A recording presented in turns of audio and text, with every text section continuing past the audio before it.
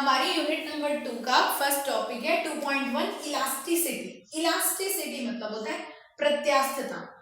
प्रत्यास्थता या elasticity, elastic word का use हम लोग जनरली किसी भी वस्तु के खिंचाव में या तनाव में करते हैं कि कोई चीज खिंच रही है, हम कहते हैं वो इलास्टिक है।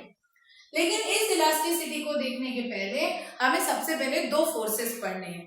तो सबसे पहला फोर्स है हमारे पास डिफॉर्मिंग फोर्स और सेकेंड फोर्स है हमारे पास रीस्टोरिंग फोर्स। नाम देख के हमको समझ में आ जाएगा कि हम किस चीज की बात कर रहे हैं। डिफॉर्म होना, डिफॉर्म मतलब होता है अपना रूप बदल लेना। इन हिंदी इसको हम कहते हैं विरूपक बल। विरूपक बल, अपना रूप बदल लेना।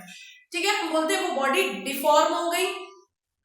सपोज हमारे पास कोई ऑब्जेक्ट है, ध्यान देना, यदि मेरे पास कोई ऑब्जेक्ट है और मैंने इस पे फोर्स लगाया, ये तीन डायरेक्शन से फोर्स लग गया, हमने इसके ऊपर फोर्स लगाया, तो it will change it's size and shape. ये अपना साइज और शेप बदल देगी।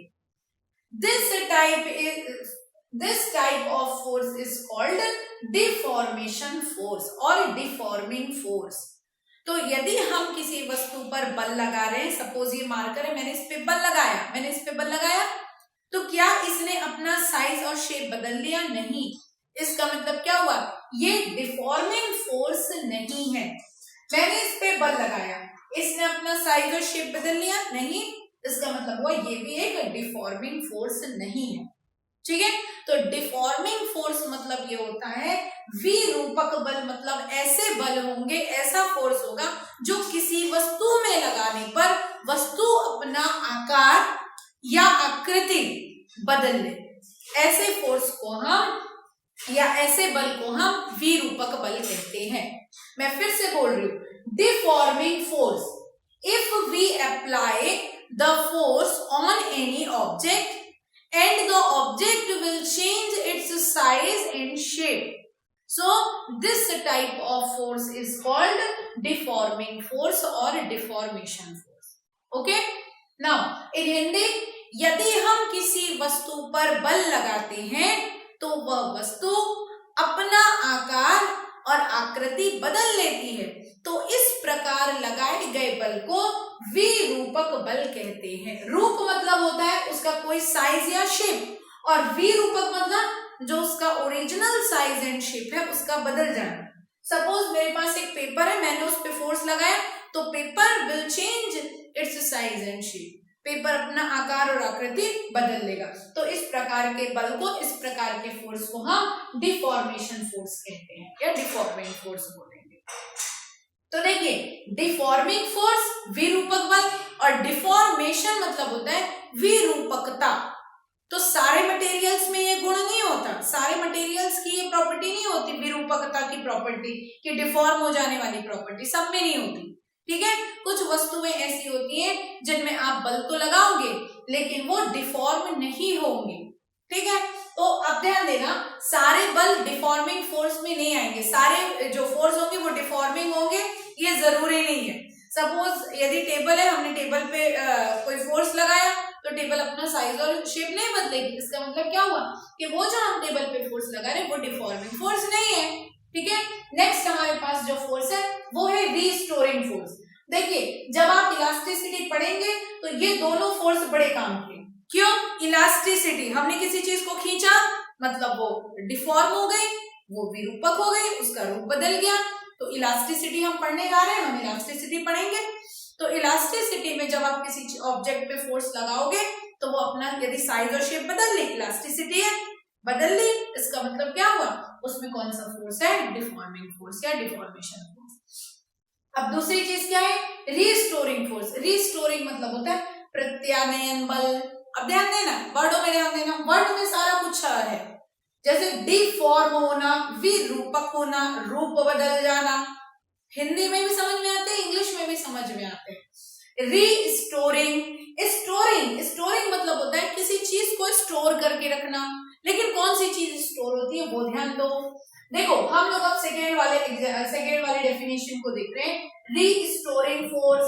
सपोज हमारे पास कोई स्प्रिंग है, ये स्प्रिंग है, इस स्प्रिंग में एक मास बॉडी m है। इस स्प्रिंग में या तो हम बोलेंगे एक्सपांशन एक्सपांशन होगा, ठीक है, या फिर एक्सपांशन होगा या कंप्रेशन होगा। कंप्रेशन मतलब होता है संपीड़न होना, छोटा हो जाना, कंप्रेशन कंप्रेस्ड हो जाना। स्प्रिंग है कंप्रेस्ड हो जाएगी, ये कंप्रेशन है, हिंदी में इसे संपीड़न बोलते हैं। या एक्सपांशन होगा, ठीक है, एक्सपांशन होगा मतलब ये क्या हो जाएगी, फैलेगी, ठीक है।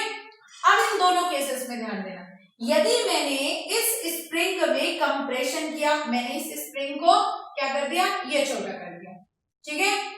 इस कंडीशन में जब हमने इस पे कोई फोर्स लगाया है, ये कंप्रेशन फोर्स है, हमने सी लगा रखा है, ये स्प्रिंग छोटी हो गई।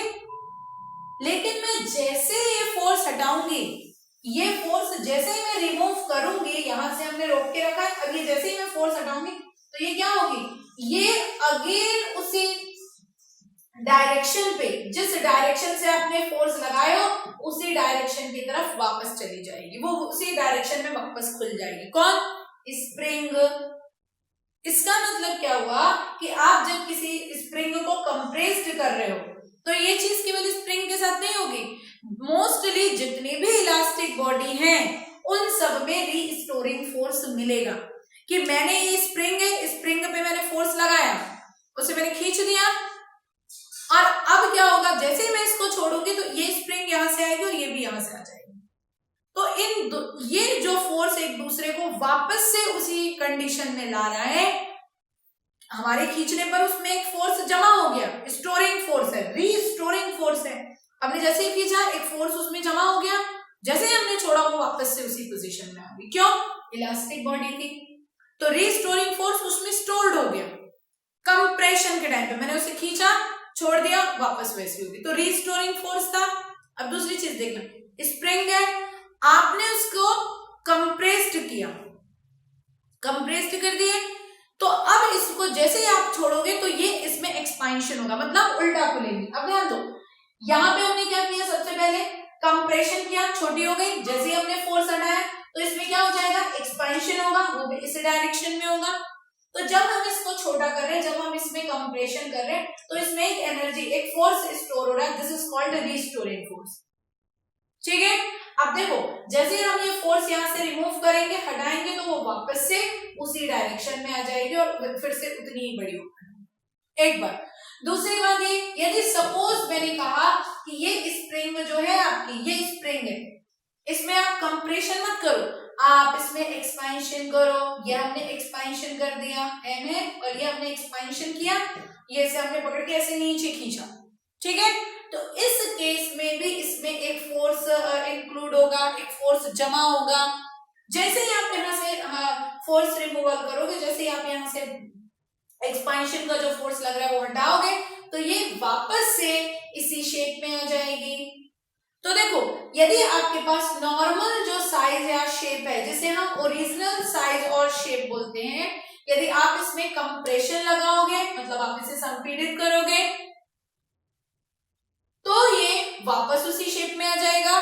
या फिर आप इसे फैलाओगे, आप इसे का विस्तार करोगे, आप इसको एक्सपेंशन करोगे, तो भी वो उसी शेप में आ जाएगा, अपने ओरिजिनल शेप में।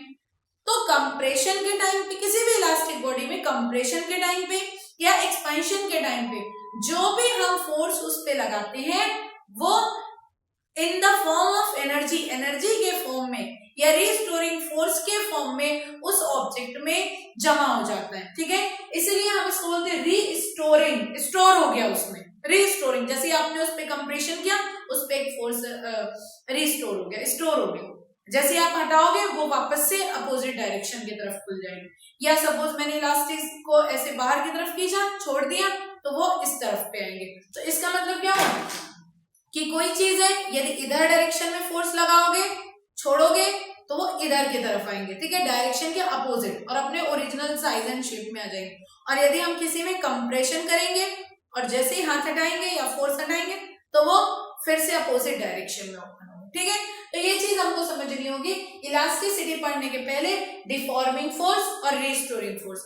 नेक्स्ट लेक्चर में हम लोग इलास्टिक बॉडी और प्लास्टिक बॉडी, मतलब प्रत्यास्थ वस्तुएं और संघट्य वस्तुओं के बारे में पढ़ेंगे कि उनमें क्या डिफरेंस होता है।